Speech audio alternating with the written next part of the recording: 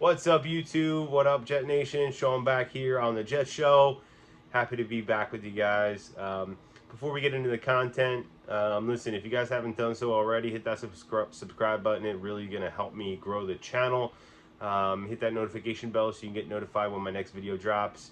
And let's get right into the content. Week 6, Green Bay Packers. My biggest concern on the offensive side of the football, is going to be pretty simple. We have seen the tight ends kind of get lost in the shuffle the past 2 weeks. We haven't, obviously the running game kind of took over last week. Weeks before that, it was real big passing game in the fourth quarter, especially with Corey Davis in the beginning of that game against the Steelers. We saw a lot of Elijah Moore in the first quarter when we were moving the ball down the field.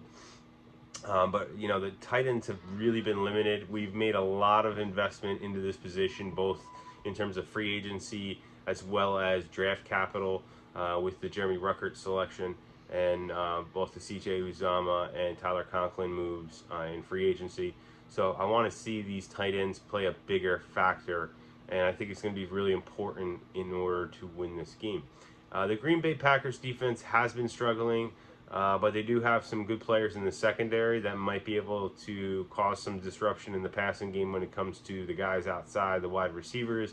So let's see if we can move the ball down the seam a little bit with these tight ends. And I want this offense to be well-rounded. In terms of pass versus run last week, it was very, very balanced, and both were extremely efficient. That being said, I don't want players to get lost on this roster. I think we can make some big plays with the tight ends. I don't think I've seen enough of that. So it's really hard going into this game to have a major concern because Zach has looked so good the past 2 weeks. His stats aren't incredible, but he's been very efficient, hasn't turned the ball over, hasn't made, any real major negative plays. The offensive line has really come alive and played extremely well.